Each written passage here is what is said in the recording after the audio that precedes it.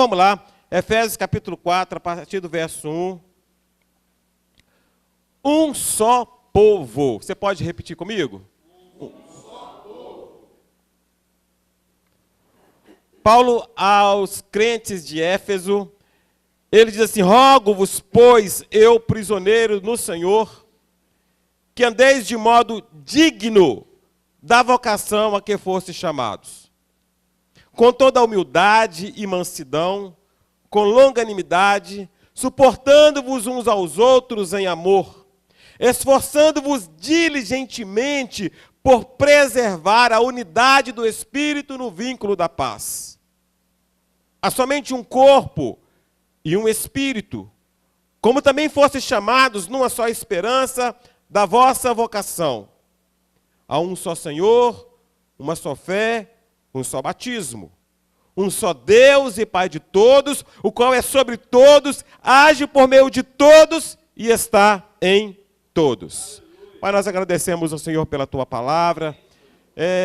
Queremos expressar, Senhor, a nossa alegria, a nossa gratidão, porque nos faz participantes, Senhor, daquilo que era mistério e que foi revelado, Senhor amado, na plenitude dos tempos em Cristo Jesus. E nós temos, ó Pai amado, a oportunidade desta noite, Senhor, de ter a nossa mente renovada, o nosso conhecimento renovado, Senhor, da obra que o Senhor fez por nós e o porquê o Senhor fez por nós e a resposta que devemos dar, ó Pai, diante ao Senhor, da ação do Senhor sobre as nossas vidas. Que Teu Espírito Santo possa nos tocar, Senhor, que o Teu Espírito Santo possa nos renovar, que o Teu Espírito Santo possa, Senhor, falar aos nossos corações. É a oração que fazemos, Pai, no nome de Jesus. Os irmãos podem se assentar.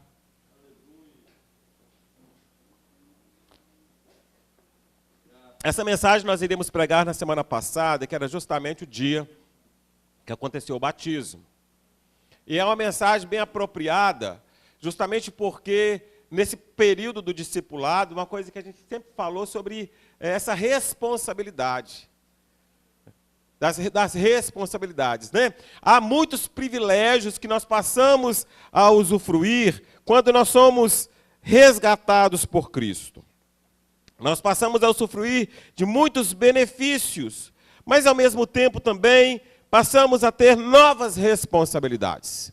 Responsabilidades individuais comigo mesmo, uma responsabilidade minha para com o mundo e uma responsabilidade minha para com a igreja. E nós precisamos, irmãos, ter isso sempre aceso nas nossas mentes, a nossa compreensão, para entendermos que nós não somos mais os mesmos. Recebemos uma nova natureza, nós aprendemos isso. Uma nova natureza, essa natureza que veio do alto, que veio da vontade de Deus. E nessa nova natureza, quando nós nascemos de novo, essa natureza ela deseja Deus. Essa nova natureza, ela almeja pela presença de Deus. Essa nova natureza, ela deseja estar junto com os irmãos, de participar da comunhão, de comer junto com os irmãos, de festejar uns com os outros, de poder estender as mãos, de poder interceder uns pelos outros. Essa nova natureza é colocada dentro de nós. E esta nova natureza, meus irmãos, ela precisa ser alimentada, ela precisa ser fortalecida, ela precisa ser nutrida todos os dias da nossa vida. A gente tem uma natureza velha ainda, e essa velha natureza, ela quer o seu espaço. Na verdade, ela não quer dividir o espaço para outra.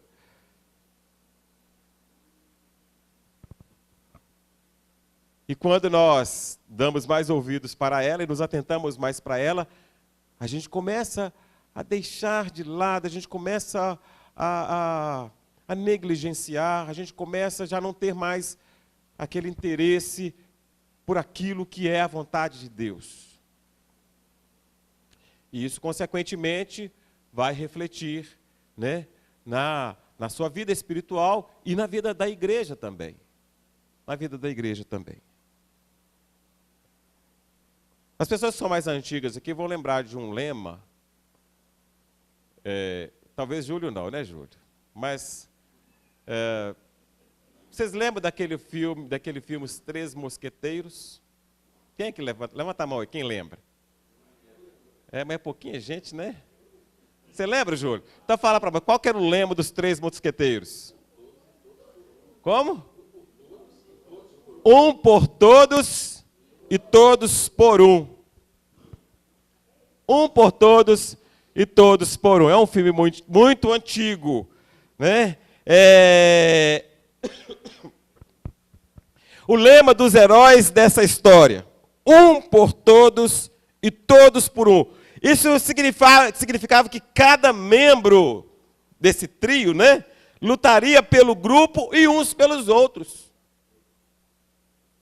Se viesse algum inimigo pelejar contra um, os outros dois se ajuntavam, e aí os três agora mais fortalecidos, porque com três a força é maior, né? Eles iam então abater o inimigo. Um por todos e todos por um. Em outras palavras, meus queridos irmãos, eles se comprometiam a permanecer unidos em uma luta comum. E essa é a grande questão, porque só poderia ter essa unidade entre eles, porque o objetivo deles era o mesmo, o propósito deles era o mesmo, era comum. Então nós podemos entender que nesta carta aos Efésios, o apóstolo Paulo deseja que a igreja adote o mesmo lema.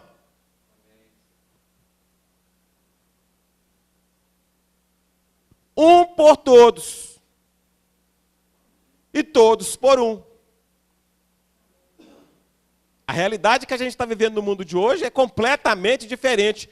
É cada um no seu quadrado, não é assim que dizem? Cada um no seu quadrado, cada um com a sua verdade, cada um com os seus desejos. Não, eu não quero isso, me inclua fora disso. Um por todos e todos por um. E quando a gente se junta, quando a igreja se une num propósito, num objetivo, irmãos, a vitória é certa, porque é na comunhão que Deus ordena a sua bênção. Vocês já puderam perceber isso? Quantas situações, quando nós nos unimos, quando nós nos juntamos, Deus derramou a sua bênção, Deus fez proezas, e aí você sai extasiado e dizer, olha, como que foi maravilhoso, como que foi bênção, e você sai regozijando diante disso. Então o apóstolo Paulo, ele deseja que a igreja adote esse mesmo lema. Ou mais do que isso, que isso é o que Deus quer para todas as igrejas. Em específico, para nós, Igreja Missionária Volta de Cristo, aqui no Santa Mônica. Um só povo. Um só povo. Acredito que o Senhor espera que nós, como família, andemos juntos, em total unidade, para a sua glória. Para a sua glória. E esses versículos nos mostram que a unidade não é apenas uma possibilidade. Quero que os irmãos entendam isso. Não é apenas uma possibilidade, mas é um requisito, irmãos, divino. Se quisermos cumprir o propósito que Deus tem para nós como igreja. Se eu perguntar, quem é que quer que Deus faça a vontade dele aqui em nós? Todo mundo vai levantar a mão? Todo mundo vai levantar a mão. Eu quero que Deus faça a vontade dele aqui no nosso meio. Eu quero que Deus faça a vontade dele na minha vida. Eu quero que Deus faça a vontade dele nesta comunidade. Então, meus queridos irmãos, essa unidade não é uma possibilidade. O que o apóstolo está dizendo aqui é que nós devemos viver da forma como o Senhor quer que vivamos. É um requisito. É um requisito necessário.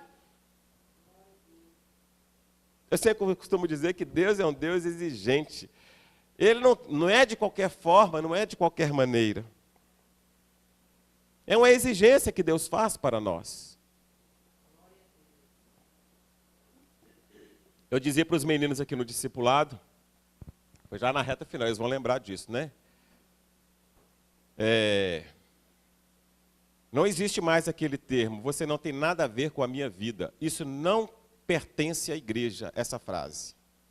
Isso não pertence ao crente. Você não tem nada a ver com a minha vida. Isso não pertence. Eu tenho tudo a ver com a sua vida. E você tem tudo a ver com a minha. Afinal de contas, nós somos um corpo. Então você está ligado a mim. Se você está doente, o corpo está doente. Então eu também estou doente. Os irmãos percebem? A responsabilidade. Paulo então começa o verso 1 desse capítulo 4 com a palavra pois. Rogo-vos, pois, ou outras versões, portanto. Quando ele coloca esse termo, ele chama a nossa atenção para aquilo que ele havia falado nos capítulos anteriores, onde ele estabelece bases de doutrina bíblica cristã. Ele não pega esse texto aqui do nada, ele já vai fazendo uma construção de pensamento, e quando chega no capítulo 4, ele vai dizer, portanto, ou seja, tendo em vista o que Deus fez. Ele vai levando em consideração.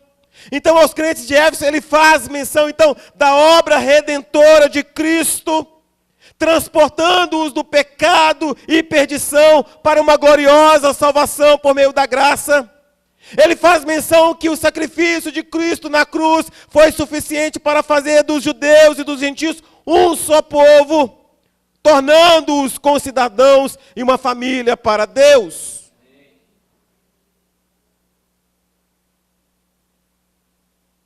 Vocês não eram ninguém, agora vocês são. Vocês não eram povo, agora vocês são. Vocês estavam esquecidos, agora vocês agora foram lembrados. Vocês estavam distantes, e agora vocês estão perto. E agora não importa se você era da incircuncisão, ou se você é da circuncisão. Não importa mais, porque na cruz Jesus agora faz com que desses povos haja agora uma família e um só povo. Portanto, meus queridos irmãos, atentem para a obra, atentem para a doutrina cristã, atentem para a obra do Calvário.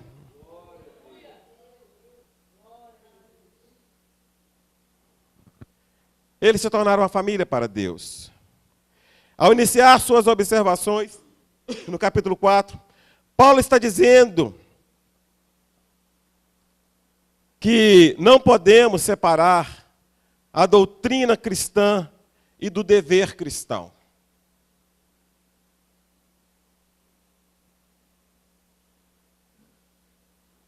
Há uma doutrina e há um dever. E esse dever, meus irmãos, é para todos. Aí fica escorando todo mundo lá no pastor. E a sua responsabilidade e o seu dever? Ele está dizendo a mim e a você, você conhece a verdade? Se você conhece a verdade, agora viva de acordo com ela. O ponto principal é, onde há uma fé genuína, também haverá obras genuínas para sustentá-la. Tiago vai dizer isso no capítulo 2, verso 18. Ele vai dizer, mas alguém dirá, tu tens fé, e eu tenho as obras. Mostra-me essa tua fé sem obras, sem as obras, e eu, com as obras, te mostrarei a minha fé. Quais são as obras que nós temos demonstrado através da unidade do corpo, que nós realmente vivemos e temos a fé genuína?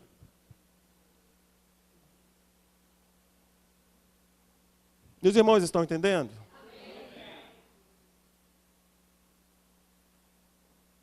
Precisamos, irmãos, responder através da nossa vida. As nossas obras têm que condizer com a fé que nós professamos. Portanto, não dá para ser cada um no seu quadrado. Lembra na igreja, lá em Atos no início, o que o povo fazia? O povo era tão cheio que eles queriam saber de mais nada, só queriam estar junto. É juntos 25 horas, né? E eu vou dizer para você uma coisa, meus irmãos. Exercitar isso, você vai ver como que isso é bom e você não vai querer perder. Eu me lembro quando eu era mais jovem, lá no Belo Horizonte, no bairro Piratininga, mais precisando do bairro Rio Branco, né? Como que era os jovens, né, pastor? A gente era tão unido. Eu ia lá para a casa do Charles, né? Aí a gente ficava até a hora da noite conversando, a gente dormia junto, e conversava, e no final de semana todo mundo junto. Irmãos, a gente sentia falta. Irmãos, eu fico preocupado, porque tem gente que fica na igreja um mês sem vir à igreja e não sente falta. Não sente falta. A presença dos irmãos, para muitos, é indiferente. Irmãos, essa brasa precisa ser soprada. Esse fogo precisa nascer de novo. Eu preciso sentir necessidade do irmão. Eu sei que tem irmãos que a gente tem mais intimidade mesmo, que você chega, você conversa assuntos diversos, mas independente disso, se você tem irmãos aqui, que eu não converso tanto, mas eu sinto falta, eu quero dar um abraço, eu quero ver, e quando falta a igreja, dá uma tristeza muito grande, ou vocês não sentem isso? Eu sinto triste quando eu não vejo os irmãos na igreja.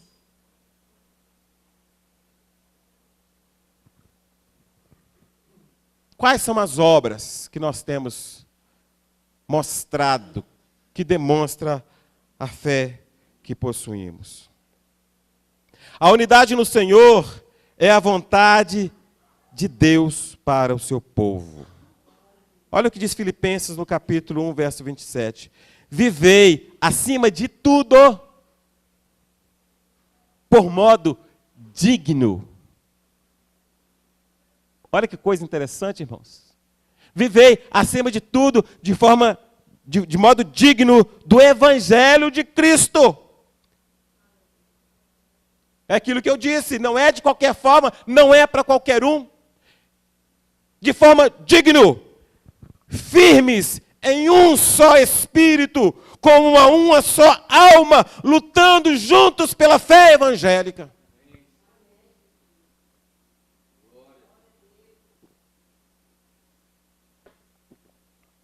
É lutando juntos, unidos, agarrados um pelo outro, um no outro e vamos. Vocês já viram como é que um exército vai para a guerra?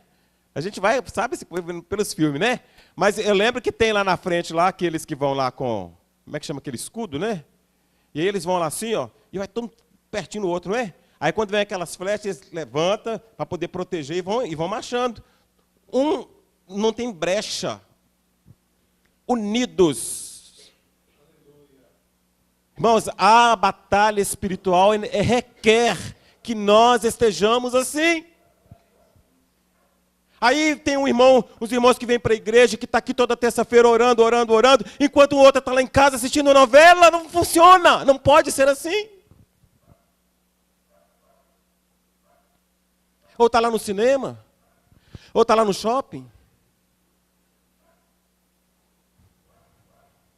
Vivei acima de tudo por modo digno do Evangelho de Cristo.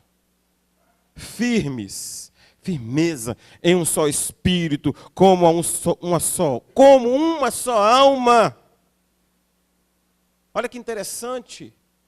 Uma só alma, lutando juntos pela fé.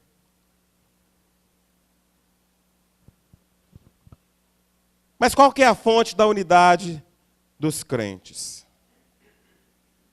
Se devemos estar unidos no Senhor, qual é a base para esta unidade?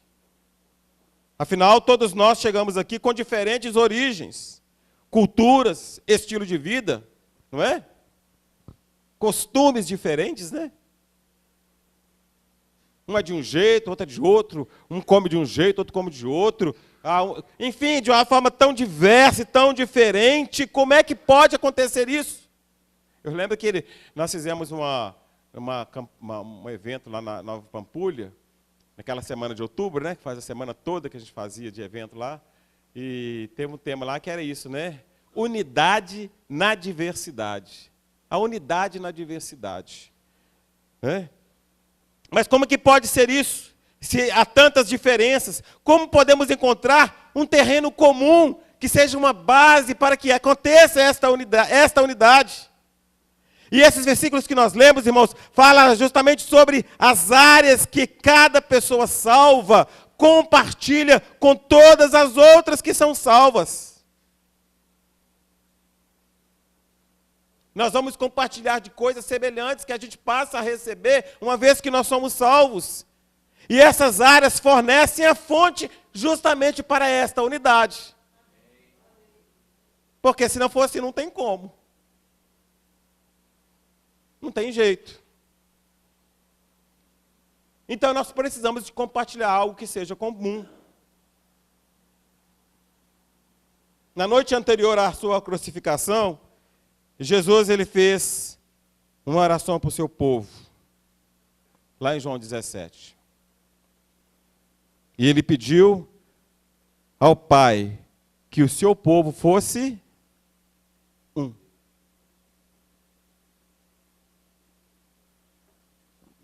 Que seja um. Para garantir que tenhamos uma base sólida, meus irmãos, para a unidade, o Senhor nos deu 7 grandes posses que todo cristão compartilha com Ele. E está nesse texto. A primeira delas, um só corpo. Você é a igreja de Jesus? Então você está no corpo. Você é a igreja de Jesus, preste atenção. Você é a igreja de Jesus no corpo. Essa história de querer ser igreja avulsa, né? Vamos dizer esse termo, né? Eu sou uma igreja, eu sou um puxadinho. Né? Eu sou um puxadinho aqui da igreja. Eu sou igreja, não existe isso. Só existe um corpo. E esse membro tem que estar ligado nesse corpo, porque se esse membro não estiver ligado no corpo, esse membro está podre, está morto. E eu me lembrei que no discipulado eu falei com os meninos aqui sobre o tumor, né? Que o tumor, ele nasce de dentro do corpo, olha só que interessante. E aí vem aquela expectativa, né? Quando a pessoa descobre que tem um tumor. Aí a questão é benigno ou é maligno? Mas independente disso, o que vai ter que fazer? Vai ter que ser retirado. Por quê? Porque esse tumor, ele não tem utilidade nenhuma senão para matar. Então tem que tirar. Né? Se você machuca um membro, quando necrosa, não tem que arrancar fora? Porque se não arrancar, o que vai acontecer? Vai trazer prejuízo para todo o corpo. Então, meus queridos irmãos, nós compartilhamos de um só corpo. E aí você precisa compreender isso. Você está ligado num corpo, você é membro de um corpo, que é a igreja de Jesus, do qual Ele é o cabeça. Há um só corpo. Segundo, há um só Espírito. Há um só Espírito. Uma só esperança. Um só Senhor. Uma só fé. Um só batismo. E por fim, um só Deus. Você compartilha com tudo isso aqui que foi dito? É a base para esta unidade. Note que tudo isso se refere a Ele, a Jesus. Quando as nossas vidas, os nossos desejos, os nossos interesses se concentram em nós mesmos e não nele, começamos a enfrentar problemas. Nesses relacionamentos, no relacionamento com a igreja, no relacionamento com os irmãos, porque não estou preocupado em fazer a vontade dele, mas a minha. E à medida que eu vou fazendo a vontade dele, automaticamente eu estou fazendo a vontade do meu irmão, eu estou atendendo o meu irmão, eu estou compartilhando com o meu irmão. Como crentes, nós podemos vir de lugares diferentes, mas ainda assim temos um terreno comum. A gente poderia ser uma igreja composta de pessoas de várias nações. Olha que interessante isso. Imagine bem, de várias nações, de todos os continentes. Imagine uma igreja composta, né, de membros de todos os continentes, né? Aquele povo vai se reunir ali. Ali está a igreja de Jesus. Uns com os olhos puxadinhos, uns com as cores mais claras, um com a cor mais escura, né? Um mais alto, um mais baixo, um com cabelo crespo, outro com cabelo liso. Não importa, ali está, porque há uma só fé, há um só batismo, há um só Deus, há uma só esperança, é um só corpo, um só amor, uma só fé. Além do mais, meus queridos irmãos, nós compartilhamos a graça que é comum. Olha o que diz o verso 7. E a graça foi concedida a cada um de nós, segundo a proporção do dom de Cristo.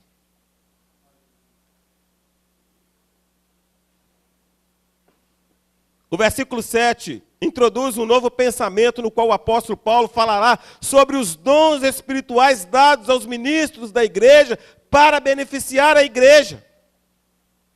E aí eu quero alertar você, se é que você ainda não sabe, todo crente possui pelo menos um dom espiritual. Eu fico impressionado, irmãos, de pessoas da igreja que entram ano e saem ano, a vida dela é a mesma. Ela vem para a igreja, ela ouve a mensagem e vai embora para casa. Aí passa a semana inteira, ela vem para a igreja, ela ouve a mensagem, vai embora para casa. Aí a gente vai fazer uma atividade diferente, ela não participa, ela não se envolve, mas às vezes quando tem atividade na igreja, às vezes nem vem, ou quando vem, entra no banco, assiste e vai embora. Onde que está o dom? Onde está o dom?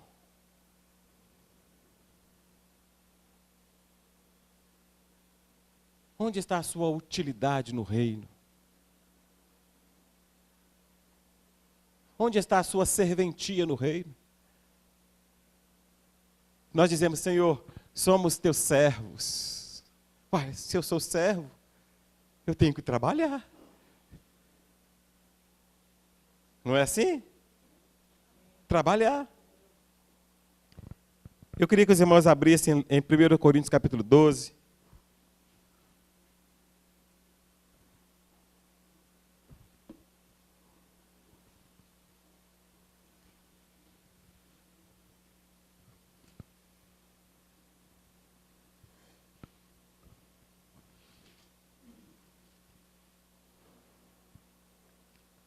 Olha o que diz, a partir do verso 4. 1 Coríntios 12, 4. Ora, os dons são diversos, mas o Espírito é o mesmo. E também há o quê? Diversidade nos serviços, na minha versão aqui, no plural, tá vendo? Não está no singular. Mas o Senhor é o mesmo. E há diversidade nas realizações. Mas o mesmo Deus é que opera tudo em todos.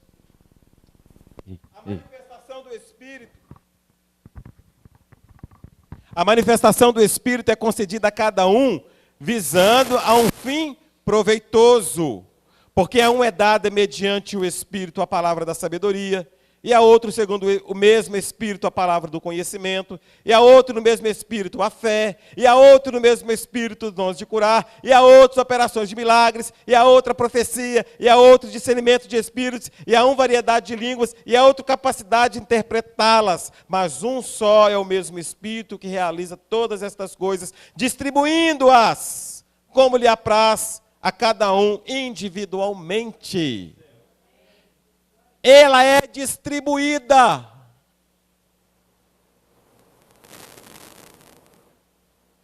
O Espírito Santo, ele não, vamos usar aquele termo, né? Não puxa saco para um, não. Vou dar mais para esse aqui do que para outro, não. Não, para todos. Todo mundo recebe algo. Cada um recebe um dom para ser exercido em favor da igreja. E esse presente, meus irmãos, que são esses dons, foi dado para ser usado para a glória de Deus e para abençoar a igreja. Eu preciso ser uma bênção na igreja.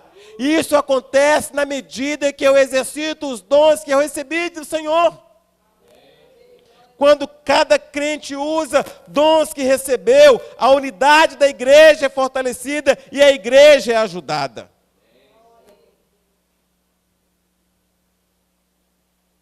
Nós estamos vivendo uma época onde de um descompromisso.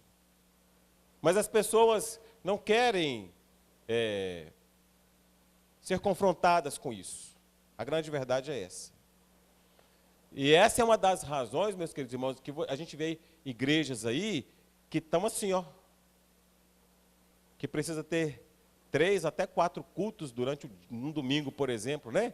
Mas como que é isso? A pessoa vai, assiste o culto e vai embora para casa. Não sabe quem é a pessoa que está à direita ou à esquerda. Se faltar, faltou. Né? Existem dons que foram dados a cada um de nós. Cada membro tem um dom. E esse dom precisa estar ativo em benefício de todo o corpo que é a igreja de Jesus. E quando a gente não coloca em prática esses dons, a igreja é prejudicada. A igreja é prejudicada. E aí a pergunta é, vocês conseguem perceber a responsabilidade que temos enquanto membros do corpo de Cristo? Porque, de acordo com a postura que eu tenho e de acordo com a vida que eu tenho, eu estou prejudicando a igreja de Jesus. É triste quando os crentes não utilizam seus dons espirituais ou os utilizam para prejudicar em vez de edificar. Isso é muito triste. É muito triste. Além de não ajudar a edificar, ainda quer atrapalhar, né?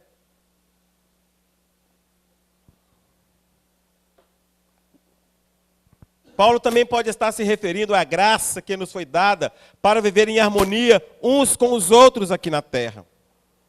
A fonte da nossa unidade, meus queridos irmãos, está no compartilharmos em comum e no fato de que cada um de nós foi especialmente equipado pelo Senhor para ser uma bênção e uma ajuda para a igreja. Você pode dizer assim, eu sou uma bênção. Você pode repetir isso aí? Diga para o seu irmão, você é uma bênção para mim. Glória a Deus. Glória a Jesus. O segredo da unidade dos cristãos. O segredo da unidade dos cristãos. Agora que sabemos de onde vem a nossa unidade e como devemos praticá-la, protegê-la e fortalecê-la. Porque se nós recebemos a unidade, nós precisamos exercitá-la, proteger, porque você acha que o diabo vai ficar de braços cruzados? Não vai. E fortalecer. Então essa unidade que nós recebemos, essa nova vida na comunidade cristã, nós devemos praticar isso, viver uma vida de prática diária, buscar protegê-la, guardá-la e mais do que isso, fortalecê-la. E esse versos 2 e 3 desse texto que nós lemos, fala justamente sobre isso. Que nós devemos praticar a caminhada correta. Olha o que diz o verso 2 e 3. De que maneira? Com toda humildade e mansidão, com longanimidade, suportando-vos uns aos outros em amor, esforçando-vos diligentemente por preservar a unidade do Espírito no vínculo da paz. Quando a gente lê esse texto aqui, irmãos, vai mostrar que é algo dinâmico. Não é algo estático. Não é algo que você não precisa desenvolver. E aí vem algumas coisas aqui que eu quero mencionar desse texto, que nós precisamos refletir sobre nós e buscar de Deus transformação cada vez mais uma lapidação pelo Senhor. E a primeira coisa é a humildade. Esse texto fala sobre isso, com toda a humildade. Significa reconhecer a nossa própria pequenez e valorizar os outros. Porque tem gente na igreja que se acha, né? Não, eu não converso com qualquer um, eu não vou na casa de qualquer um, não é assim? Devemos ser humildes, humildade. Filipenses 2, verso 3 e 4 vai dizer, nada façais por partidarismo ou vanglória. Na época da eleição, né? Quem é do meu partido, né? Porque na igreja também tem muito isso. Se for o irmão que for chamar para poder fazer isso aí, eu vou. Mas se for outro, eu não vou, não. Não tem um negócio assim também, pastor? Ah, não. Com o irmão lá, o negócio é diferente. É? Aqui não tem não, né? Aqui não tem não, graças a Deus. Né? Nada façais por partidarismo ou vanglória, mas por humildade, considerando cada um os outros superiores a si mesmo. Não tenha cada um em vista o que é propriamente seu, senão também cada qual o que é dos outros. Exercer a humildade. Não é como eu sou ótimo, olha como que eu sou bom, né? Olha como é que eu sou. Oh, vocês não tentaram até hoje, é possível que esse povo não me viu até hoje aqui, ó.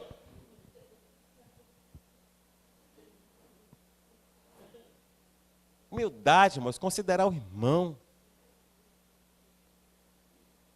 Considerar. Ter consideração. Eu sou o que sou pela graça de Deus. Trata-se de reconhecer que somos apenas pecadores, salvos pela graça, e não olhar com desprezo para os outros. Irmão, se não fosse a graça e a misericórdia de Cristo, o que seria de mim? E vocês podem ter certeza, eu sou o pior de todos. Mas mais do que a humildade, o apóstolo também vai falar da importância da mansidão. Por isso que precisa da ação do Espírito Santo, né, pastor? Mansidão. Refere-se a poder sobre o controle. Significa ter o poder de reagir contra os outros, mas escolher não fazê-lo por causa de Cristo. Irmãos, nós não somos ETs, não. Acho que é ET, né? Não, se pisar no seu calo vai doer mesmo, ué. Você é ser humano. Dependendo da forma como vai te falar, vai te machucar. Você vai sentir. Mas você vai escolher a forma como você vai reagir. Isso é mansidão. Às vezes significa manter a boca fechada ou reagir com gentileza, mesmo quando queremos ser duros.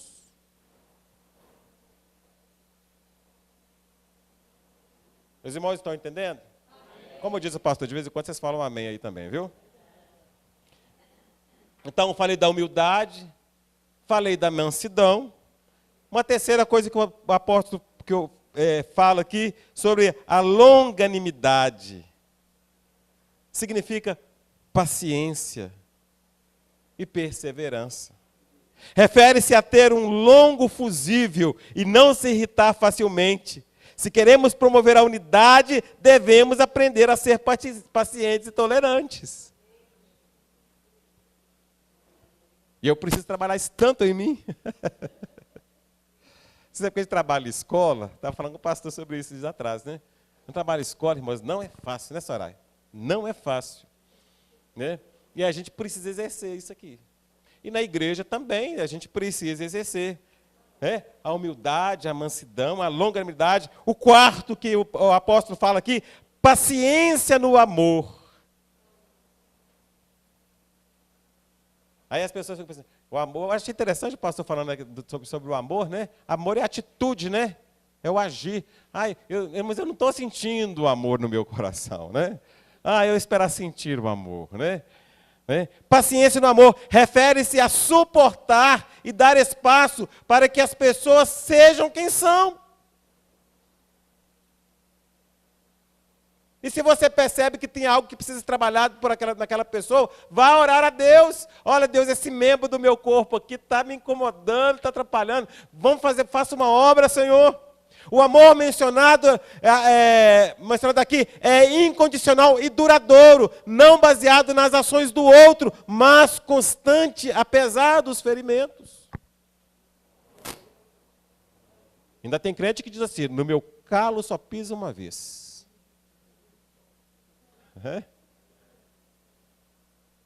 Só pesa uma vez. Continuando ainda, meus queridos irmãos. Nós devemos buscar a obra correta. Manter a unidade na igreja exige mais do que apenas mudança de comportamento. É um trabalho contínuo. A palavra que nós lemos aqui, esforçando-vos. Isso não é só no domingo. É na segunda, é na terça, é na quarta, é na quinta, é nesse ano, é no ano que vem, ou até quando o Senhor vier nos buscar. Esforçando-vos, né? Significa trabalhando duro. Essa palavra esforçar dá a ideia disso, né? É algo que você tem que exercer uma força. É um trabalho duro. Devemos trabalhar para manter o quê? A unidade do Espírito e o vínculo da paz que une e promove a harmonia entre os irmãos. Esforçando-vos. Vamos nos esforçar. Vamos nos empenhar. Vamos trabalhar duro para conservar isso, meus irmãos. Para conservar isso. Isso é uma obra maravilhosa. Quando a gente se reúne, quando a igreja de Jesus se reúne para adorar, quando a igreja de Jesus se reúne para festejar, para comungar. Amém? Esse dever não recai apenas sobre os outros, mas sobre cada pessoa na igreja, sobre cada indivíduo. E é a nossa responsabilidade caminhar em amor e trabalhar para esta unidade. E, consequentemente, com isso, essa unidade irá trazer satisfação. Satisfação. Se decidirmos viver em unidade, qual será a recompensa? Qual será a recompensa? O que a igreja ganha com o trabalho árduo de manter esta unidade? Porque às vezes pode ser mais cômodo eu ficar em casa, isolado, não ter que dar satisfação a ninguém, né? É mais cômodo, Não, mas eu me preocupo, eu vou, eu quero saber, eu quero estar junto. Então, esse esforço, qual que é o privilégio que isso traz? A primeira coisa, você passa e nós passamos a viver uma vida equilibrada. Uma vida equilibrada. A palavra digno,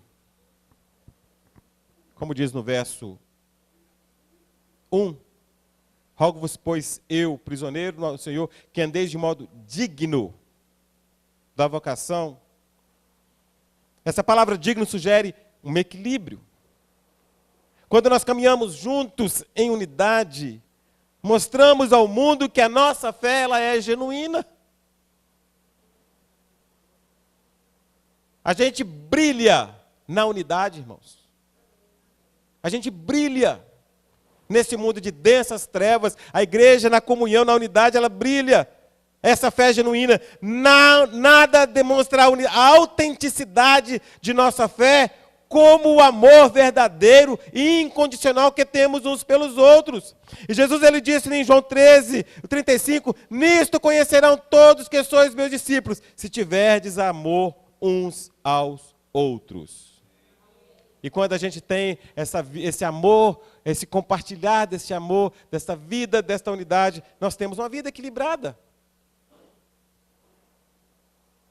E viveremos também uma vida abençoada. Ao caminharmos em unidade, seremos o que o Senhor nos chamou para ser, uma prova viva de que Jesus faz a diferença. Nossa unidade não nos tornará ricos ou famosos, mas trará honra a Deus e atrairá as suas bênçãos. Eu quero concluir, aí você já podia aqui para a gente cantar o corinho?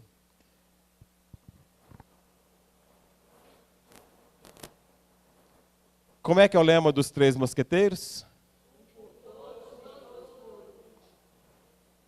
Será esse o lema do meu e do seu coração essa noite? Você vai se preocupar comigo a partir de hoje? Ah, eu vou cobrar. E vocês podem cobrar de mim também. Eu fiz aqui uma comparação. No reino animal, a unidade e cooperação entre os indivíduos são estratégias eficazes para a sobrevivência. Quer ver só? Colônias de formigas que trabalham unidas para defender o ninho. Vocês já viram? Aquelas colônias de formiga?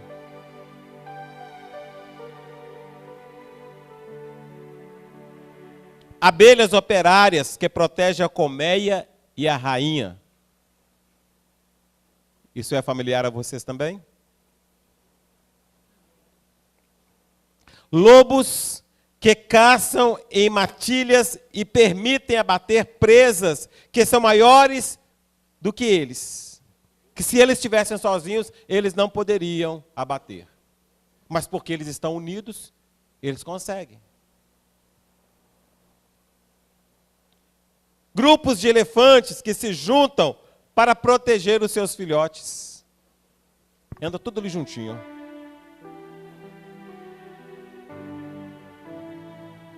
A unidade, irmãos, ela tem essa finalidade de fazer com que a igreja, este corpo, seja um corpo ativo, um corpo eficaz. E a unidade traz sobrevivência. Paulo alertou aos presbíteros de Éfeso que após a sua partida, lobos viriam e não poupariam o rebanho. Os lobos ainda atacam até hoje, mas não podem penetrar quando a igreja permanece unida. Quando os crentes se dividem, tornam-se presas fáceis para o inimigo. Não fique separado do corpo. Não seja um membro ambulante, né? Se você estiver afastado, longe, você é presa fácil. Presa fácil. Agora, se você estiver junto comigo, junto com o seu irmão que está do seu lado, se você estiver junto com a igreja, junto aqui na oração, na comunhão, você está mais forte. Você vai estar mais fortalecido. Se você tem seus sentimentos feridos, ou não tem sido amoroso e perdoador, por que não resolver isso? Talvez tenha um sentimento que você tem com relação a alguém na igreja, e isso tem te incomodado, e você não toma uma atitude. Precisa tomar, precisa curar. Se você está na posição ofensiva, venha diante do Senhor e peça perdão. Talvez você precise de um momento de reconciliação, talvez de um abraço sincero e o desejo de amar um ao outro. Se você fizer isso, meus queridos irmãos, se nós fizermos isso, o diabo não vai gostar, mas o Senhor com certeza vai te abençoar. E consequentemente, eu vou ser abençoado. E consequentemente, o corpo vai ser abençoado. E consequentemente, o Senhor será glorificado. Amém?